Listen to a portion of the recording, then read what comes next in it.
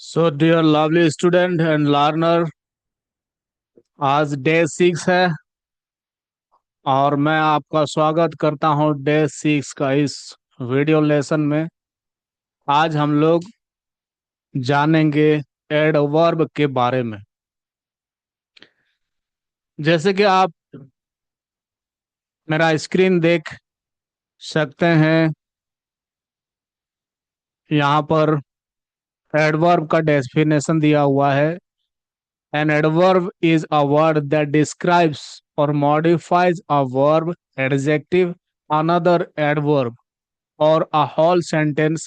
It tells us how, when, where, to what extent, or how often something happens.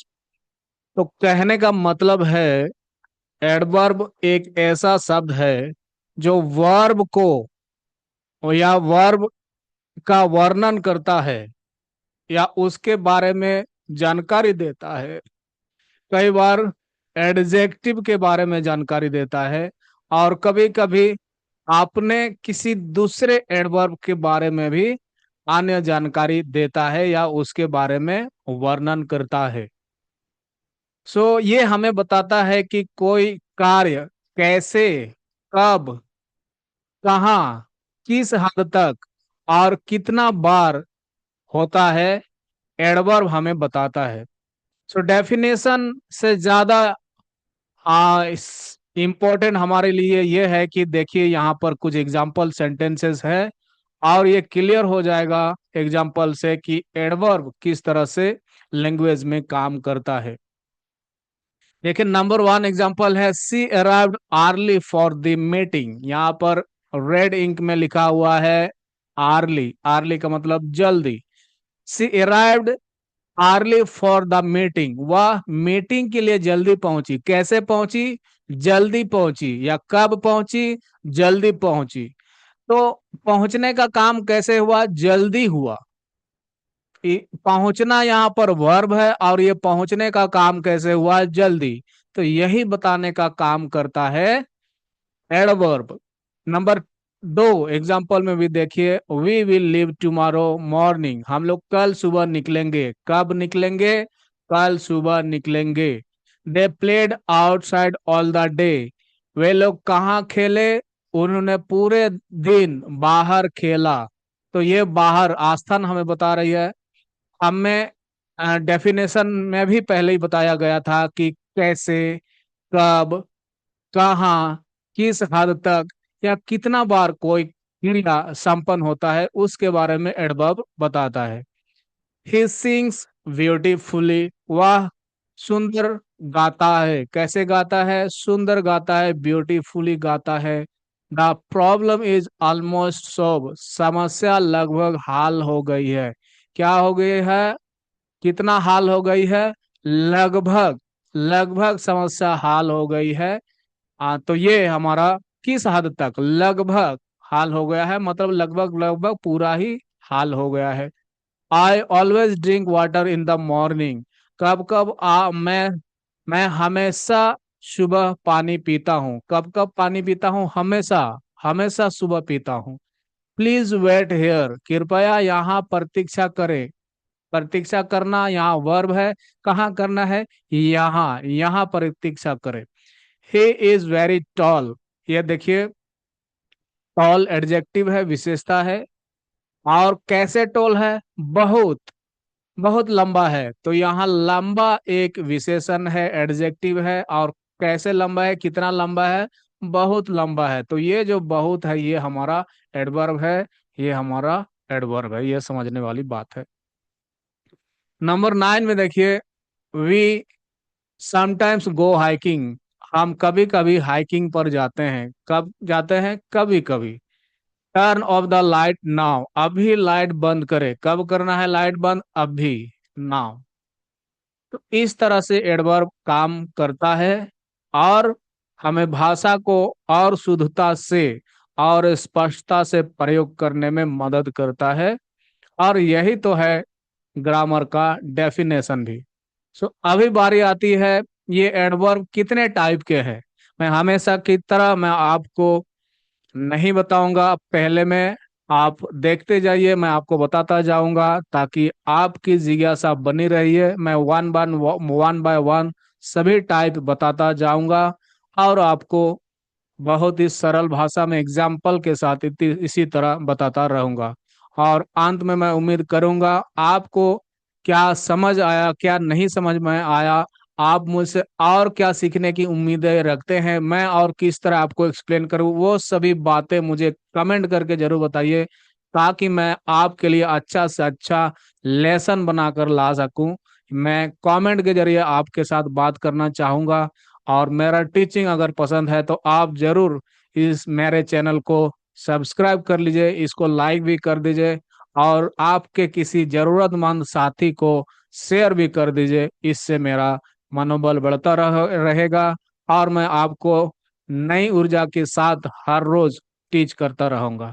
तो आइए हम लोग देखते हैं एडवर्ब के टाइप।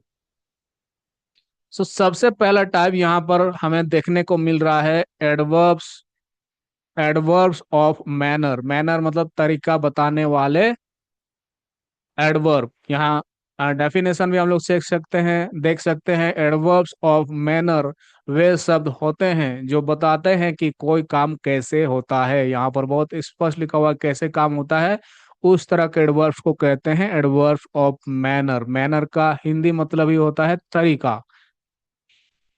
तो ये आमतौर पर हाउ प्रश्न का उत्तर देते हैं। ये यहाँ भी बहुत स्पष्ट दिया गया है। अगर आप किसी को पूछते हैं हाउ, कैसे ये काम हुआ या कैसे आपने किया, तो उस प्रश्न का जो उत्तर मिलता है ये एडवर्ब्स ऑफ मैनर के द्वारा पता चलता है। आइए एग्जांपल देखते हैं। He ran quickly, he ran quickly to catch the bus. वह बस पकड़ने के लिए जल्दी दौड़ा। कैसे दौड़ा? जल्दी दौड़ा, क्विकली दौड़ा। तो ये काम करने का तरीका, कहने का मतलब रन या रेन करने का जो तरीका है वो हमें बताता है ये एडवर्ब क्विकली। कैसे रन किया? क्विकली रन किया। Number two, she wrote the answers carefully. उसने सावधानी से उत्तर लिखे। उसने उत्तर सावधानी से लिखे। कैसे लिखे? सावधानी से लिखे। The turtle moves slowly. कछुआ धीरे चलता है। कैसे टर्टल मूव करता है? Slowly. She sang happily at the party. कैसे गाया उसने? हैप्पीली, खुशी से। उसने पार्टी में खुशी से गाना गाया।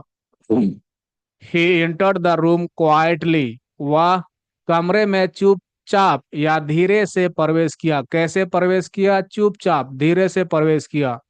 सी spoke loudly, everyone could hear. She spoke loudly so everyone could hear. उसने जोर से बात की ताकि सभी सुन सके। कैसे बात की? Loudly. He held the trophy proudly. उसने ट्रॉफी गर्व से पकड़ी। कैसे पकड़ी? गर्व से पकड़ी, proudly. She painted a picture beautifully.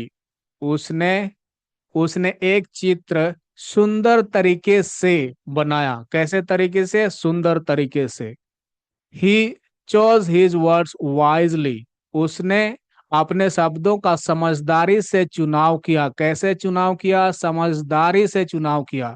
C works hard every day. वह हर दिन मेहनत से काम करता है। कैसे काम करता है? मेहनत से काम करता है। सी वर्क्स हार्ड एवरी डे। ये रहा एडवर्ब्स ऑफ मैनर। चलिए देखते हैं नेक्स्ट टाइप ऑफ एडवर्ब्स। ये है एडवर्ब्स ऑफ प्लेस। क्रिया के स्थान के बारे में बताते हैं। एडवर्ब्स ऑफ प्लेस क्या करते हैं? क्रिया के स्थान के बारे में बताते हैं। ये आम तौर पर वेयर मतलब कहाँ प्रश्न का उत्तर देते हैं। कोई क्रिया कहाँ हुआ, इस एडवर्ब ऑफ प्लेस से पता चलता है। आइए देखते हैं कुछ example. Here I am with you. मैं यहाँ आपके साथ हूँ। यहाँ किसके साथ हूँ? मैं आपके साथ हूँ। तो हेयर क्या है? एडवर्ब ऑफ प्लेस है। There is my bag. वहाँ मेरा बैग है। The children are outside. बच्चे कहाँ हैं? बाहर है। बच्चे कहाँ हैं? बाहर हैं, आउटसाइड है। Please come inside. आप कहाँ आइए? अंदर आइए, कृपया अंदर आइए। There is a park nearby. पास में एक पार्क है। कहाँ पर है पार्क? नियर बाय है। There is water everywhere. कहाँ है पानी? हर जगह है, एवरीवेयर है। I left my keys somewhere. मैंने कहीं, मतलब अनजाने जगह में मैंने चाबियां कहीं रख दी हैं। मैंने अपनी चाबियां कहीं रख दी हैं। तो ये भी कहीं, मतलब एक अज्ञात जगह है, और उसके लिए हम लोग इंग्लिश का वर्ड समवेयर यूज करते हैं। सो इससे आपको पता चलता है ये एडवर्ब ऑफ प्लेस है। My brother is up stairs. Up stairs का मतलब होता है सीढ़ी से चढ़ने के बाद जो ऊपर जगह मिलता है, कहने का मतलब दूसरा तल्ला भी हो सकता है। मेरा भाई ऊपर है, उसको अप स्टेयर बोलते हैं। और ऊपर के तरफ से नीचे अगर कोई जगह सीढ़ी से नीचे आना पड़ा तो उसको बोलते हैं डाउन स्टेयर्स। तो ये है, ये भी एक जगह है, ये एडवर्ब ऑफ प्लेस है। They are elsewhere right now. कहीं और, एल्सवेयर का मीनिंग भी आपको याद करना है as a Hindi learner. Elsewhere का मतलब होता है कहीं और एवरीवेयर का मतलब होता है हर जगह, समवेयर का मतलब होता है कहीं। सो तीनों का मीनिंग अलग अलग है। जरूर एक बार इस लेसन को आप बैक करके, रिवर्स करके एक बार रिपीट कर लीजिएगा। इन सभी वर्ड्स को आप नोट करके एक बार लिख भी लीजिएगा, ताकि आपको ये वर्ड याद भी हो जाए। वर्ड मीनिंग के लिए आपको ये वर्ड बहुत काम आने वाले हैं। अब आते हैं एडवर्ब्स ऑफ टाइम। इससे क्या पता चलता है? समय का पता चलता है। एडवर्ब ऑफ टाइम वे शब्द होते हैं जो बताते हैं कि कोई काम कब होता है। ये आमतौर पर व्हेन, मतलब कहाँ, सॉरी कब, प्रश्न का उत्तर देते हैं। फिर से रिपीट करता हूं, मेरा टंग स्लिप हो गया। ये आमतौर पर व्हेन मतलब कब का, कब प्रश्न का उत्तर देते हैं। आइए देखते हैं। वह अभी पढ़ रहा है, तो अभी को इंग्लिश में कहते हैं नाउ। हम हम आज बाजार जा रहे हैं। कब बाजार जा रहे हैं? आज बाजार जा रहे हैं, टुडे। यहाँ बहुत सारे मीनिंग्स भी है आपके लिए इम्पोर्टेंट, एज ए बिगिनर आपके लिए काफी काम आने वाला है। इसको क्या बोलते हैं? जैसे अभी को नाउ बोलते हैं, टुडे को आज को टुडे बोलते हैं, आज रात को टू नाइट बोलते हैं। ये भी आपको सीखना है डियर लर्नर साथ में। भले ही मैं आपको बेसिक इंग्लिश ग्रामर बता रहा हूँ, लेकिन एज ए बिगिनर आपके लिए वर्ड मीनिंग भी बहुत इंपॉर्टेंट है। आपको यहीं से एक एक बार सीखते भी जाना है वर्ड मीनिंग। आज, हम आज रात फिल्म देखेंगे। कब देखेंगे? आज रात देखेंगे, टू नाइट। हम कल पिकनिक पर जाएंगे। कब जाएंगे? कल, टुमारो। कल बीता हुआ कल को यस्टरडे कहते हैं। मैं कल स्कूल नहीं गया था। मैं कल स्कूल नहीं गया था, मतलब यस्टरडे, जो बीता हुआ कल को यस्टरडे को कहते हैं। वह जल्द ही वापस आएगा। कब वापस आएगा? जल्द ही वापस आएगा, मतलब जल्द ही का मतलब होता है सून। हम बाद में बात करेंगे। कब बात करेंगे? बाद में। बाद में का इंग्लिश क्या होता है? लेटर। सुबह जल्दी या प्रारंभ में। वह सुबह जल्दी उठ जाता है। कब उठ जाता है? सुबह जल्दी उठ जाता है, उसका इंग्लिश होता है आर्ली। देर से, वह देर से घर पहुंचा। कब पहुंचा? देर से पहुंचा। देर से को क्या कहते हैं इंग्लिश में? लेट। इस सप्ताह हमारी परीक्षा है। कब है? इस सप्ताह। इस सप्ताह को इंग्लिश में क्या बोलेंगे? This week. नेक्स्ट मंथ, हम अगले महीने यात्रा पर जाएंगे। कब जाएंगे? अगले महीने। अगले महीने को क्या कहेंगे? Next month. पिछले साल, मैं पिछले साल गांव गया था। कब गांव गया था? पिछले साल। पिछले साल को इंग्लिश में क्या बोलेंगे? Last year. So dear learner, हमने ये देखा एडवर्ब्स ऑफ टाइम। आइए देखते हैं नेक्स्ट कौन सा एडवर्ब है हमारे पास। Adverbs of frequency. फ्रीक्वेंसी को हिंदी में कहते हैं बारंबारता, मतलब कोई काम कितना बार हुआ ये दर्शाता है। ये हमें बोध कराता है एडवर्ब्स ऑफ फ्रीक्वेंसी। तो आइए एग्जाम्पल, सीधे एग्जाम्पल पर चलते हैं। I always wake up early, मतलब ऑलवेज हमेशा। ये टाइम भी है, लेकिन इससे बारंबारता का भी पता चलता है, कितना बार मतलब हमेशा।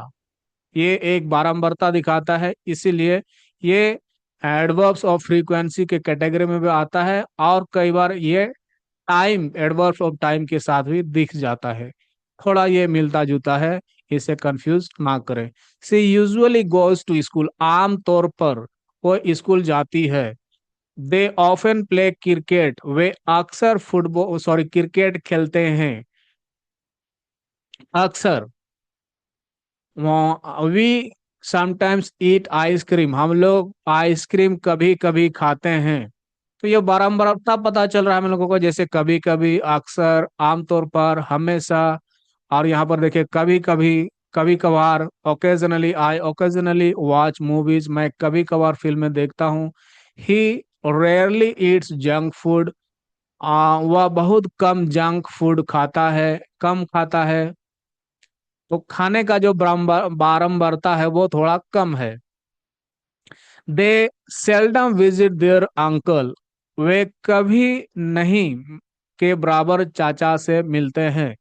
मतलब नहीं के बराबर, कभी नहीं के बराबर, नहीं के बराबर, ये आपको समझना है। सेल्डम का मतलब नहीं के बराबर, इतना कम कि नहीं के बराबर। तो वो भी अपने आप में बारंबारता का बोध कराता है। I hardly ever miss a class, ये भी हार्डली एवर और सेल्डम का लगभग मीनिंग सेम है। हाँ, तो हार्डली ईवर को भी याद रखिए। ही ऑलमोस्ट नेवर टेल्स अ लाई, वह लगभग कभी नहीं झूठ बोलता है। Almost never. I never skip my homework, never का मतलब हुआ कभी नहीं। तो यहाँ पर आपको लेफ्ट साइड में इन सब का मीनिंग भी मिल रहा है। ये सीखना आपके लिए बहुत जरूरी है। Usually, some, often, sometimes, occasionally, rarely, seldom, hardly ever, almost never, never, ये सभी बहुत इंपॉर्टेंट वर्ड है जो आपके दैनंदिन जीवन में बहुत ज्यादा प्रयोग होने वाले शब्द हैं। डियर स्टूडेंट, आपको जरूर से, अवश्य ही इन सभी शब्दों को याद भी कर लेना जरूरी है। आप भी कोशिश करिए कि आप इनको सेंटेंसेस में यूज भी करें, तो ये आपके दिमाग में अच्छी तरह से बैठेंगे। आइए, हमारा नेक्स्ट चैप्टर है, नेक्स्ट टाइप ऑफ एडवर्ब्स है डिग्री। डिग्री का मतलब कितनी मात्रा। एडवर्ब्स ऑफ डिग्री वे शब्द होते हैं जो बताते हैं कि कोई काम कितनी मात्रा में या किस हद तक होता है। ये आमतौर पर टू व्हाट एक्सटेंट या हाउ मच मतलब कितना, प्रश्न का उत्तर देते हैं। तो चलिए एक बार डायरेक्टली एग्जांपल देखते हैं। एग्जाम्पल से अच्छी तरह से समझ में आता है। वह बहुत तेज दौड़ता है, कैसे दौड़ता है, बहुत तेज दौड़ता है। वेरी, बहुत का मतलब हुआ वेरी। यह किताब काफी दिलचस्प है, कैसे किताब है या किस मात्रा तक या किस हद तक, मतलब काफी, काफी दिलचस्प है। इसका इंग्लिश होता है क्वाइट, एक्सक्यूज मी।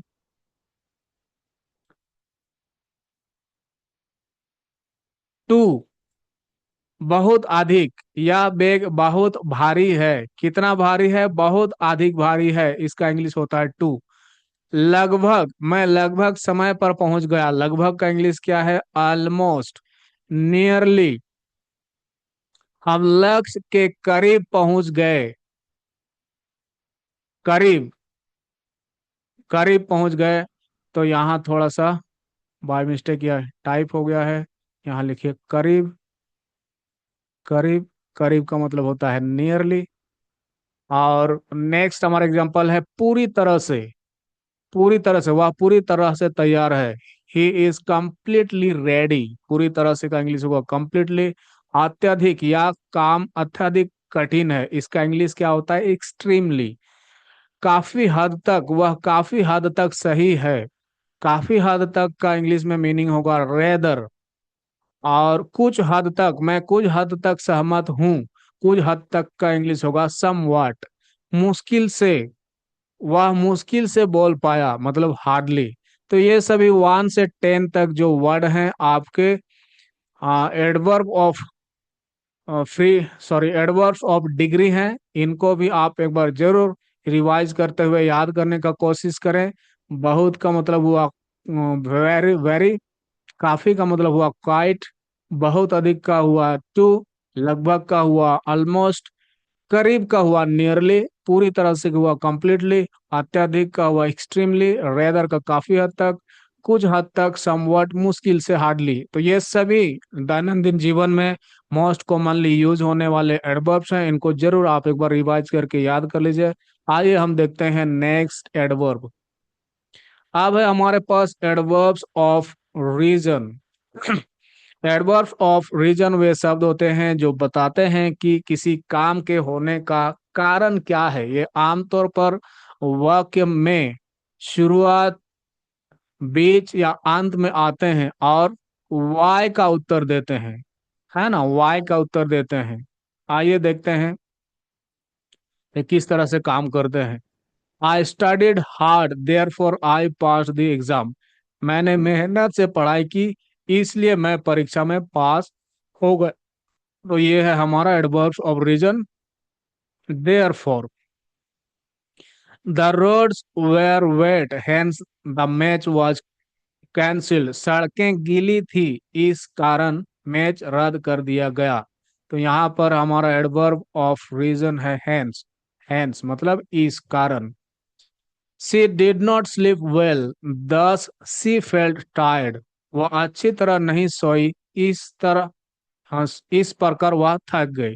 या कहीं आप कह सकते हैं इस कारण से वह थक गई। वह अच्छी तरह नहीं सोई, इस तरह से, हाँ, इस कारण वह थक गई। तो यहाँ पर एग्जाम्पल में तो इस प्रकार लिखा हुआ है, लेकिन इसका ये भी आप मतलब निकाल सकते हैं कि इस कारण से या इसलिए वह थक गई क्योंकि वह अच्छी तरह नहीं सोई थी। तो इस प्रकार का इंग्लिश होता है 10। यहाँ देखिए 10 इस प्रकार।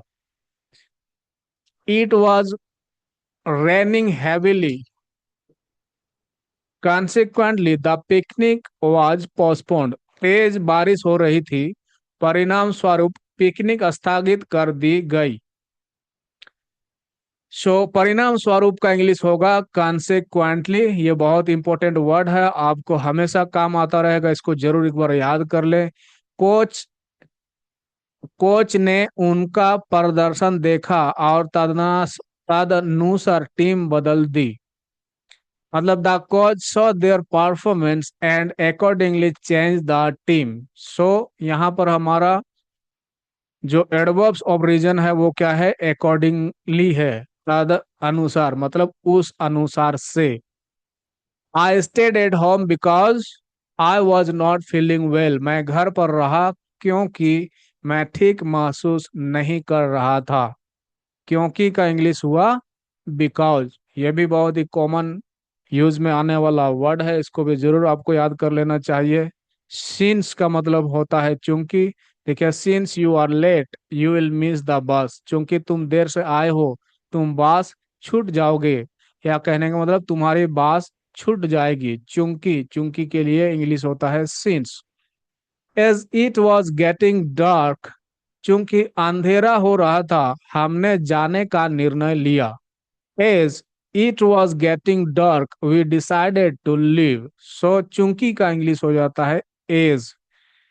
आई could not attend the party for I was busy. मैं पार्टी में नहीं जा सका क्योंकि मैं व्यस्त था। और इस क्योंकि के लिए हम फॉर का भी इस्तेमाल कर सकते हैं और बिकॉज का भी इस्तेमाल कर ही सकते हैं, कोई दिक्कत नहीं है। लेकिन ग्रामर आपको बताना चाहता है ज्यादा से ज्यादा, इसीलिए आपको जानना जरूरी है। यह फॉर को भी हम लोग क्योंकि के लिए यूज कर सकते हैं। और एक आ, कारण के लिए हम लोग देखिए क्या यूज कर सकते हैं। The flight was delayed due to bad weather. खराब मौसम के कारण फ्लाइट देरी से हुई, मतलब फ्लाइट देर हुई। तो के कारण के लिए हम लोग यूज कर सकते हैं ड्यू टू भी, है ना।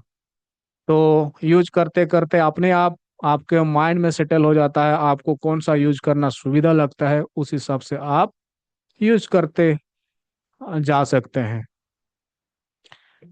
आइए हम अभी नेक्स्ट एडवर्ब देखते हैं, इंटेरोगेटिव एडवर्ब्स। यस, ये भी बहुत इंपॉर्टेंट है और मजेदार भी है।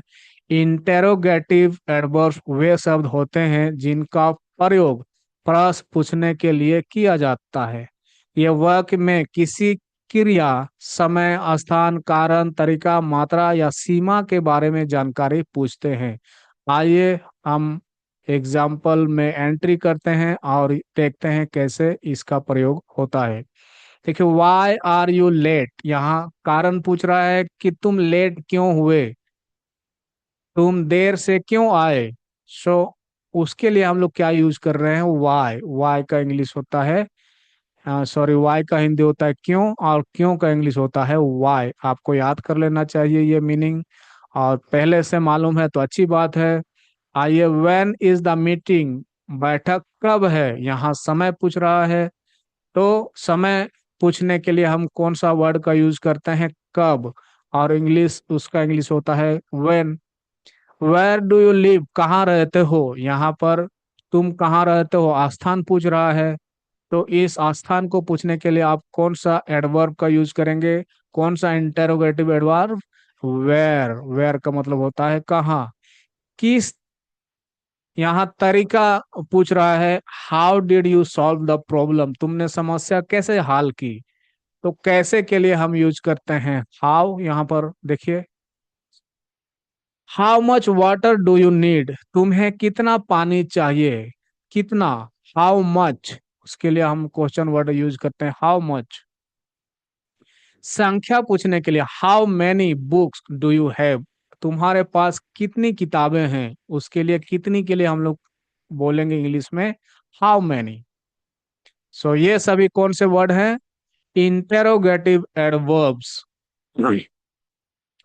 विच मतलब कौन सा, कौन सा मतलब हम चयन करते हैं, जहां बहुत सारे विकल्प होते हैं वहां चयन करने के लिए हम पूछते हैं कौन सी पेन तुम्हारी है। हो सकता है वहां कई सारे पेन है, उसमें से पूछा जा रहा है आपका विकल्प के तौर पर कि कौन सी पेन तुम्हारी है। सो उसके लिए हम लोग कौन सा वर्ड यूज करना है, विच।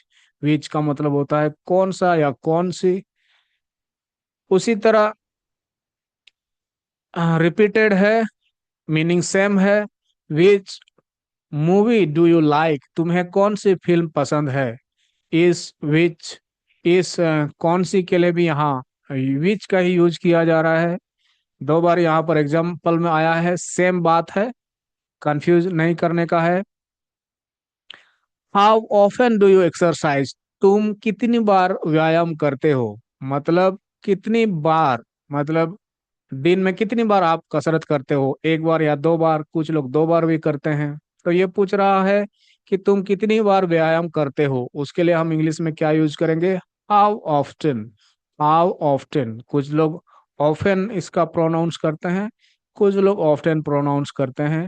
ब्रिटिश और अमेरिकन इंग्लिश में थोड़ा सा कहीं फर्क है, कुछ लोग ऑफ्टन बोलते हैं, कुछ लोग ऑफन बोलते हैं, लेकिन दोनों ही सही है, often and often.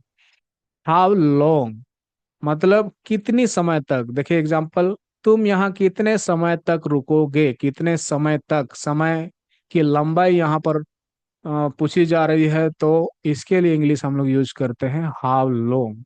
How long will you stay here, how long will you stay here, इस तरह से। रिलेटिव एडवर्ब्स ये मिलते जुलते हैं इंटेरोगेटिव के साथ, लेकिन ये यहाँ पर क्वेश्चन नहीं पूछते हैं, यहाँ पर क्या करते हैं, जोड़ने का काम करते हैं। रिलेटिव एडवर्ब्स वे शब्द होते हैं जो किसी नाउन या प्रोनाउन को एक रिलेटिव क्लॉज से जोड़ते हैं और स्थान, समय, कारण, तरीका आदि की जानकारी देते हैं। ये रिलेटिव प्रोनाउंस प्लस एडवर्ब्स का काम करते हैं। एग्जाम्पल से क्लियर हो जाता है, चलिए। हाँ, मैंने बोल ही दिया है, आपको बता ही दिया है कि ये क्वेश्चन नहीं पूछेगा, ये जोड़ने का काम करेगा। This is the house where I was born, यह वह घर है जहाँ मेरा जन्म हुआ था। तो यहाँ यह वह घर है, मेरा जन्म हुआ था, इन दो सेंटेंस को ये जोड़ने का काम कर रहा है। यहाँ दो सेंटेंस है, इन दोनों को ये जोड़ने का काम कर रहा है, मतलब दोनों के बीच में रिलेशन डेवलप कर रहा है। इसीलिए ये है रिलेटिव एडवर्ब्स। और वर्ड वही है, लेकिन यहाँ क्वेश्चन पूछने के लिए नहीं है, यहाँ पर सेंटेंस जोड़ने के लिए है, इसीलिए इसका नाम चेंज हो गया है। I will never forget the day when we met first, मैं उस दिन को कभी नहीं भूलूंगा जब हम पहली बार मिले थे। वेन, वेन जब का इंग्लिश होता है वेन, जहां का इंग्लिश होता है वेयर। देखिए एक बार हम लोग, मैं मीनिंग है एक बार आपको बता लेता हूँ। कारण के लिए, क्यों के लिए होता है वाई, तरीके के लिए होता है हाउ, जब भी के लिए, जब भी के लिए वेनेवर, आ जहां भी के लिए, जहां कहीं भी के लिए होता है वेरेवर, किसी भी तरह से का मतलब होता है हाउएवर, या जितना भी। देखिए यहाँ जैसा भी, चाहे जैसा भी, या किसी भी तरह से, ये इसका सेंस निकलता है। अदरवाइज या का मतलब होता है अन्यथा या वरना। वरना या अन्यथा के लिए हम लोग अदरवाइज यूज करते हैं। फिर भी के लिए हम लोग स्टिल यूज करते हैं। इसके बजाय के लिए हम लोग रेदर यूज करते हैं। आइए, मीनिंग मैं बता चुका हूं, एक बार हम लोग एग्जांपल देखते हैं। I don't know the reason why he is angry. मुझे कारण नहीं पता वह क्यों गुस्से में है। Tell me how you did this. मुझे बताओ तुमने ये कैसे किया।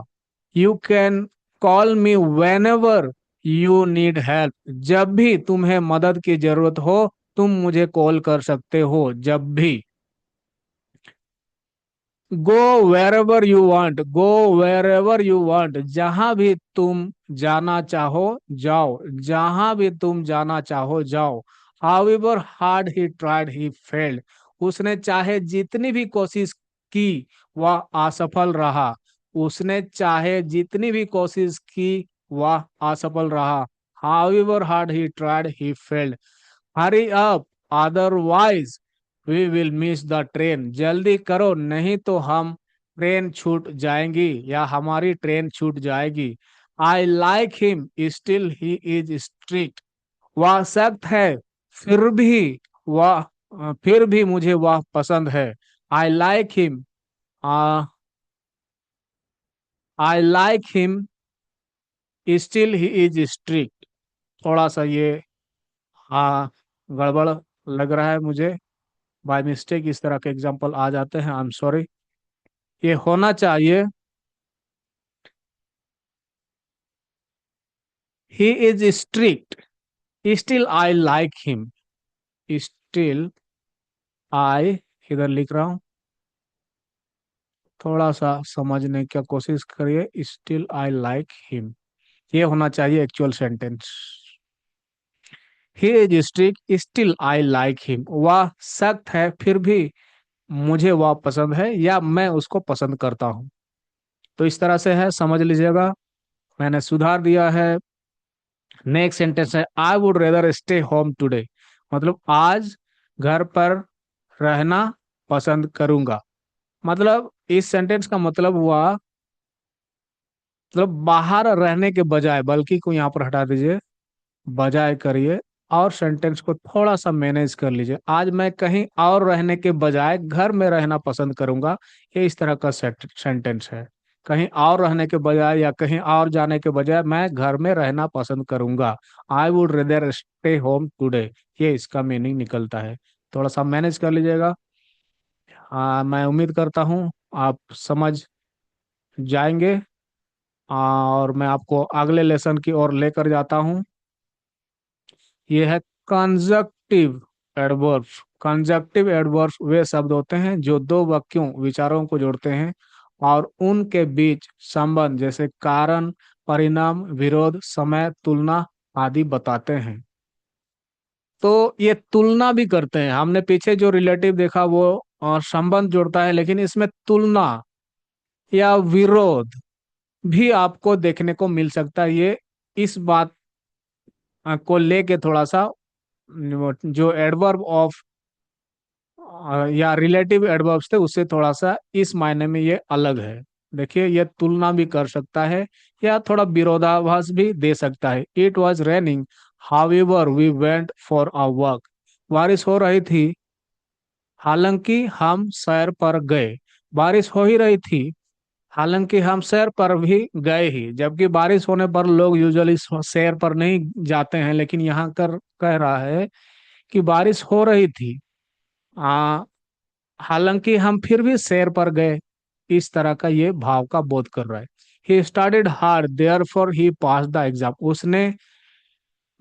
उसने मेहनत से पढ़ाई की इसलिए वह परीक्षा में पास हो गया। Therefore the movie was interesting, फिल्म रोचक थी, इसके अतिरिक्त अभिनय भी शानदार था। मतलब ये फिल्म रोचक भी थी और इसके अतिरिक्त अभिनय भी शानदार था। तो इस तरह का भाव को बोध करने के लिए ये हम लोग यूज करते हैं कंजक्टिव एडवर्ब्स का, और वो है यहाँ पर हमारा further more. Further more the movie was interesting, further more the acting was great. इसके अतिरिक्त ये वर्ड बोलने के लिए हम इंग्लिश में फर्दर मोर का यूज करते हैं। और एक एग्जांपल देखिए, she is kind moreover she is helpful, वह दयालु है, इसके अलावा वह सहायक भी है। तो उसके पास कहने का मतलब दोनों दोनों गुण है। मोर ओवर, इसके अलावा, एक गुण के अलावा दूसरा गुण भी उसके पास है। तो हम कहीं ना कहीं यहाँ पर तुलना कर रहे हैं उसका, और ये बताने का कोशिश कर रहे हैं कि इसके अलावा उसके पास और वो गुण भी है। यहाँ देखिए यहाँ भी विरोधाभास है, वह थका हुआ था फिर भी उसने काम पूरा किया। कहने का मतलब कोई थका हुआ रहता है तो काम नहीं करता है, लेकिन यहाँ पर विरोध पता चलता है। He was tired never the less he finish the work, वह थका हुआ था फिर भी उसने काम पूरा किया। तो ये फिर भी के लिए हम लोग यूज करते हैं नेवर द लेस, ये बहुत इंपॉर्टेंट आपको याद रखना चाहिए।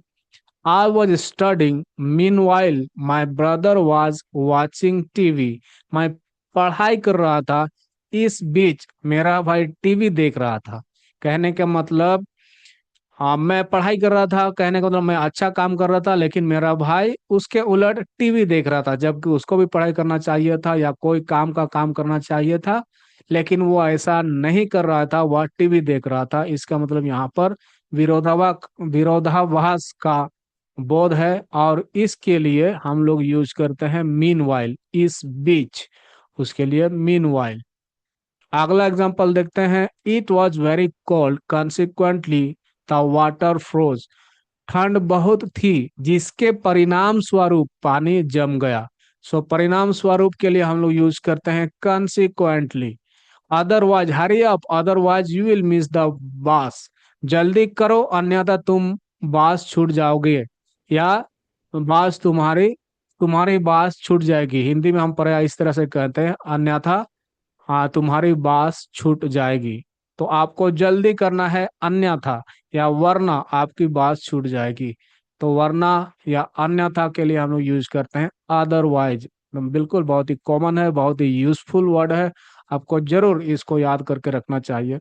The book is helpful, in addition it is easy to understand, यह पुस्तक सहायक है, इसके साथ ही इसे समझना भी आसान है। कहने का मतलब इसके साथ ही इसे समझना भी आसान है। सो इसके साथ ही के लिए क्या यूज करते हैं, इन एडिशन।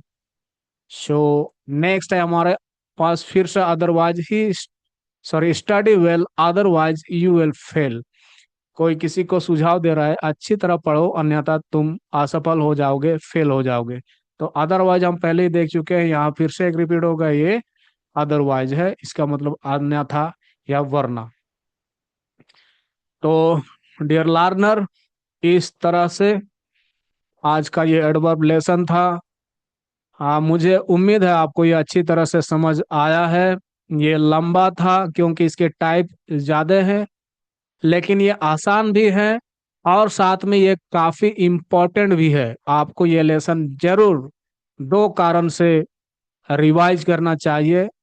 पहला ये कि आप एडवर्ब समझ पाओ अच्छी तरह से, साथ में यहाँ इतने सारे जो वर्ड मीनिंग आए हुए हैं जो बहुत ही यूजफुल है, बहुत कॉमनली मतलब ज्यादातर यूज होने वाले शब्द है, इसको याद कर लेना बहुत जरूरी है। हो सके तो आप एक बार लिख लिख कर इन सब का नोट बना लीजिए। हम जब किसी चीज को देख कर लिखते हैं तो वो हमारे लिए याद करने में आसानी हो जाती है। मैं आपको बार बार सुझाव दूंगा, आप एक बार लिख लिख कर नोट बना लीजिए। मैं आपको पीडीएफ इस समय नहीं देना चाहूंगा, क्योंकि मैं चाहता हूं कि आप इसको एक बार लिख लिख कर नोट बना लें, तो पीडीएफ से ज़्यादा आपका कारगर होगा और आप शब्दों को याद कर पाएंगे। So, at the end, dear student, this is your spoken English teacher Durga Hembram and personal transformation coach too. I will see you soon with a new lesson tomorrow. Till the time, take care. Goodbye.